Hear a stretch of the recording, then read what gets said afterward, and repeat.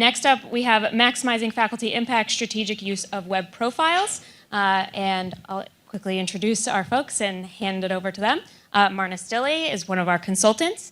And Alex Yin, I want to get your title right, Vice Provost for Office of Strategic Planning and Institutional Effectiveness at North Carolina Agricultural and Technical State University. Whew. Yeah, to take a breath after that. And then Abigail Karstens are one of our project managers at Interfolio. Take it away. Thank you all so much for taking the time to come to our session. We are so excited to talk to you about all of the exciting work at North Carolina A&T State, or as we call them internally, NCAT. It's just more fun, in my opinion. So we're really excited to showcase all the work that NCAT has been doing with web profiles. They are going to talk about how it is intertwined with their strategic vision. They'll show you what they currently have. You'll see a high-level overview of what web profiles can do for you. And so Marna's going to get us kicked off with that, and then Alex will talk us through how it's being used at NCAT, and then we'll talk about some data management best practices at the end. Thank you. All right, everyone. Can everybody hear me? Okay, perfect. So just out of curiosity, does anybody here have faculty web profiles? A few. Okay. Your own. Okay. Does anybody here have Interfolio faculty web profiles? Okay, perfect. So I'm going to give just a very, very quick overview of Interfolio's faculty web profiles. The purpose of our faculty web profiles is really to showcase your institution's research, teaching, service. And the really great thing about it is that it takes all of the data from faculty activity reporting and pulls it into web profiles. So there is little to no work for your faculty and or your administrators. So what you're looking at right now is the landing page. This obviously is a demo site, but everything is configurable, customizable for your own institution, logo, colors, all of that. So we're going to scroll down a little bit here. You can see there's a place for your faculty profiles, your units. So these would be your units in faculty activity reporting, all of your institution's grants, scholarly contributions, teaching, and professional service. I'm not going to click on anything today. I have all of these open in other tabs just because it's very quick and I don't want to mess with loading. So if we click on the research units, again, it's all of the units at your institution, and the landing pages are also configurable. So if I were to click on the College of Medicine, I'm landing here. So looking at the College of Medicine, we've got the website, the phone number for that individual unit. And if we scroll down, we've got the faculty members for the College of Medicine.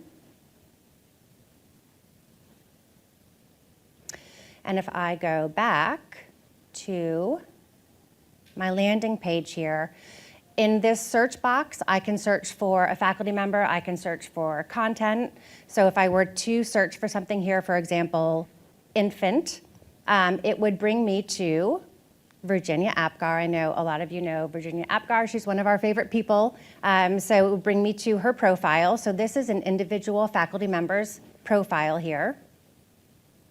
And you can see we've got her unit, we've got email, her Scopus profile is available. So that is available to be clicked on as well. And then her scholarly contributions, her service, her grants, her teaching. She can input her research interests. We have all of her education information, and I'll talk about the fingerprint later. So let's just start with her teaching here.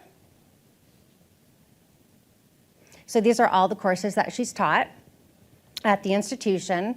One of the other things I want to mention is, as a faculty member, you have the choice of what you want to display and what you don't want to display in the web profile.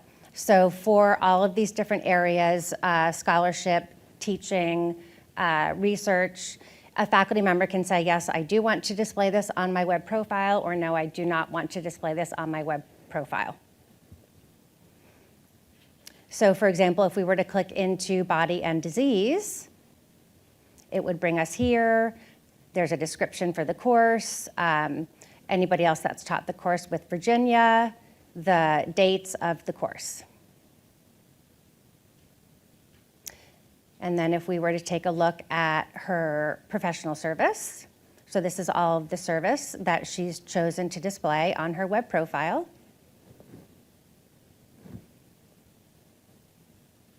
If we go to her grants, all of her grants are here. And if we were to click on one,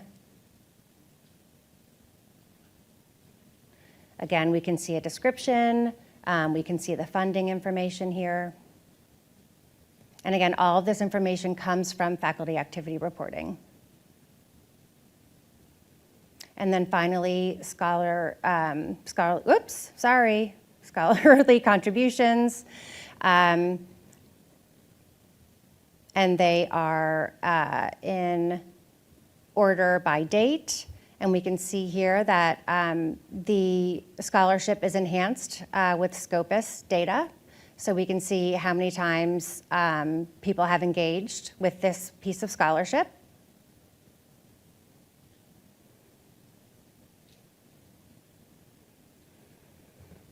And then finally, we have the fingerprint. So the web profile takes all of the scholarship and the grant data and basically combines it into these, what we call these fingerprints. So they're like the research areas for a particular faculty member. So we can see for Virginia, we've got medicine and dentistry, and then nursing and health professions here. So it will do this for each one of your faculty members, depending on what their particular area is.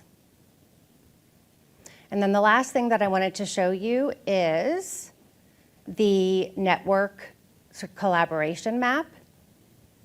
So right now, this map is set for internal and external profiles or people that Virginia has collaborated with.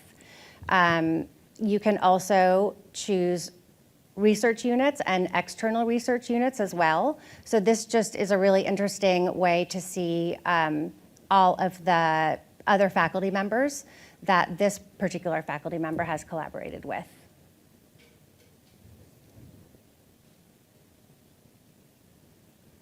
And so if you go back to the home page again, you can either search for an individual faculty member, or you could click here on this scholarly contributions and you could see the scholarly contributions for the entire institution. And that is a very quick overview of web profiles. I think we'll wait until the end to take questions. Okay. Can you hear me? As we switch over to our PowerPoint slides now, one of the more exciting things is when I looked at the web profiles in our office institutions first started looking, and we're like, holy cow, this sells itself. Like, why not just go to this, right? Because when you go to, can you click to the next slide, or am I supposed to click slides? There's the clicker. Things that I should have asked was, you know, we have a nice generic faculty website, you know, and all this, but how many like have all their faculty websites, you know, where people actually keep their information updated, right? I hear some chuckles, right? Or how about the one where, because obviously I was gonna present the best website of ours, but like how many, do y'all have websites where like the photo says, photo not available, or there's completely blanks, right? And so that's the hard part, is that like, hey, we could do a standalone part, but how do we really integrate this materials there? So once again, I'm thinking, okay, this sells itself, and it's pretty explicit, but you know, I'm only one person in a larger university. I gotta convince the other people that, you know, upper management to kind of invest in this. But second thing, how many also have a lot of faculty and staff where y'all keep on changing products and they basically said to themselves, we're not gonna adopt this new product because we know that the next leadership is gonna come up with something new, right? And so you've lowered your adoption rate and stuff, right? So the key, and since I'm the vice provost of strategic planning and institutional effectiveness, I'm like, first thing that we need to do is like link it to our strategic plan. That gives me the resources, right? To say, hey, upper management, we need to centralize, invest in this. So it's not just one unit that's investing in it, it's the whole university because I'm tying it to the strategic plan. I'm not gonna read the elements of the strategic plan, but that's the strategy and how do you get the financing on this. The second thing that also helps with this is that it helps me with my faculty and staff to say that I'm dedicated to this so that if there's new product, they have to prove it to the strategic plan and overcome and say that it's definitely better than what we already have, right? And I've actually made this statement too because any of y'all who have done implementation, I'm sure all y'all in this room go, we've done implementation, but I don't really want to do the implementation again in my career because the fun part of doing the stuff that you're doing is really about telling the story about the institution. So what really sells the web profiles is that it's not just faculty web profiles, but it's that initial page of telling the story about what's our research strengths, what are our networks. They didn't actually show the cool little global map that says, what are your connections to the global world on all that? How does this relate to the sustainability, the UN Sustainability Development Goals, right? And what happens here is that now it provides a real front door for your faculty because they can now go, hey, what are the other members of my institution being able to do? And I can partner up with that. I've also told my foundations people, look, this is the front door to the institution. If you need to find someone to connect with the funder, here it is, right there. I can do a Google. I can look at the components. How many of y'all have honors colleges? You got undergraduates looking, I don't know who to connect with what faculty member. Quickly search, it's all there, right? And so what you really want to do, and when you're thinking about data management projects and the best practices, is like one of the things that I did is that sometimes you're worried about, man, I can't do this because our data are dirty, right? I'm saying like, as the person who's responsible for institutional research, I'm going like, let's flush it all out and put it out there in the sunshine because once we put it in the sunshine, we'll get it cleaned up in the system faster. And we made sure that we developed the process for that. We also believe in this, and you're probably seeing that like subtle hint of all the presentations that you've heard in the morning. It's about integrate, integrate, integrate, right? And try not to make this product an add-on. And so I integrate it with our policies. And really the reason I do this with the policies, and I'm a public institution and I have a system that I have to respond to, is mainly because I don't want to be the bad guy. I go like, I'm not the one that came up and want you to do this. It's this policy, 400.1, that's related to your like whatever. Or this is the UNC system telling us to do this, and they're just responding to legislators. I'm just really here to help make your life easier, right? Because I want to keep our appropriations so that you can continue doing the great things that you're doing, right? That's what I mean by policy. Integrating it with systems, right? Making sure that it talks to your, faculty information system. For us, it's Banner. I'm also constantly telling Abigail, phase 2, we're going to have to integrate it with our research grants because the less faculty have to enter information and all they have to do is go and check information, right? More likely they're going to keep the information up to date. I am so glad that we also got RPT because as we're entering stuff to FAR, we're making sure that that's a streamlined connection so that it's truly one entry point. And that's what I mean by integrating it with systems. And then, we're always connecting it to evaluations because if you really want to get people to enter information, you got to tie it with the evaluation. So we're integrating in our procedures and processes. Department chairs are going to have to validate. That's why that update of like checking off and signatures is so important because, so I'm putting a plug on that. It's important because we need to validate on whether the faculty actually saw their evaluations and agree with the evaluation.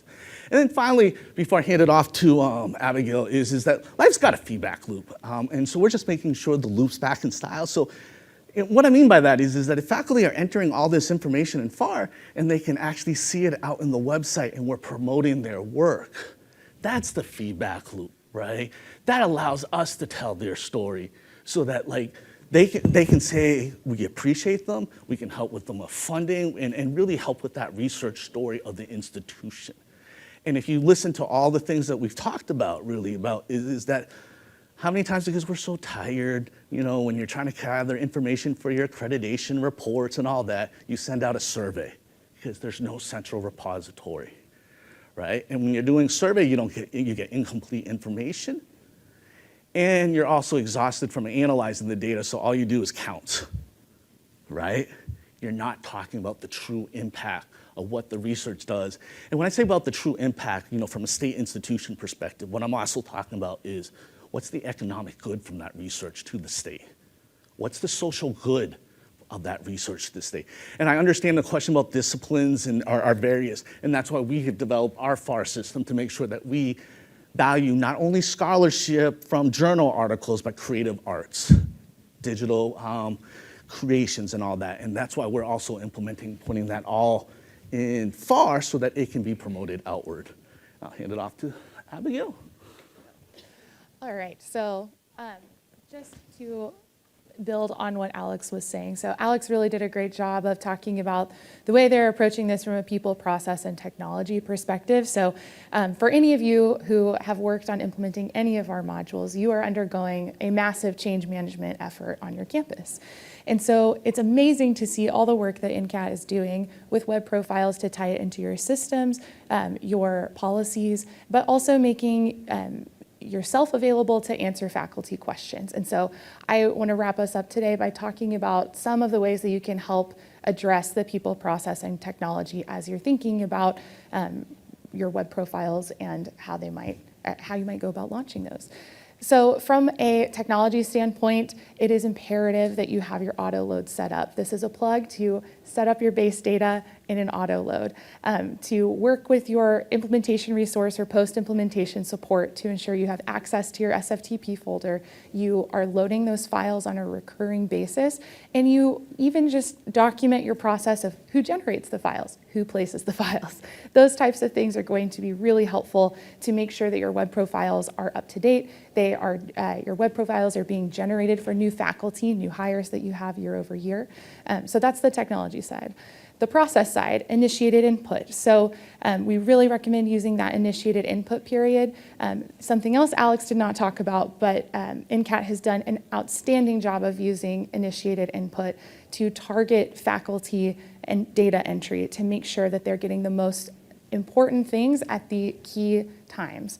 So for example, they had a 100% faculty completion rate of an initiated input to capture workload data in FAR. Has anyone heard of this? Yes. So tremendous amount of work by Alex and his team. That initiated input period can really help you capture the sections that are populated on your web profiles. So scholarship, grants, service, it's really important to include those on that workflow so that you can just get faculty to focus. I know they have a lot going on. There's a lot of things vying for their attention, and this is a great way to tailor that focus in this effort. And then lastly, the people side of it. We would be nothing without our people. And so it's really important to support them. And as you are launching, as you have already been launched for 5 years, make sure that you're providing additional training, so not only onboarding training to your faculty, but annual training opportunities as well. Office hours, that's something that we're doing this week at this conference. We understand the importance here of making ourselves available to answer questions. And this is something I've seen work from my experience at Pepperdine University, but then also I've seen Alex's team do a really great job of this as well. So as you're thinking about how you can power your web profiles using faculty activity reporting to make sure that you've got great data to showcase your faculty on their web profiles is just going to be so crucial to that effort. So thank you so much for your time. We are going to wrap up to make sure everyone can get to lunch. And if there are any questions, we are happy to take them. And thank you so much for being a great audience.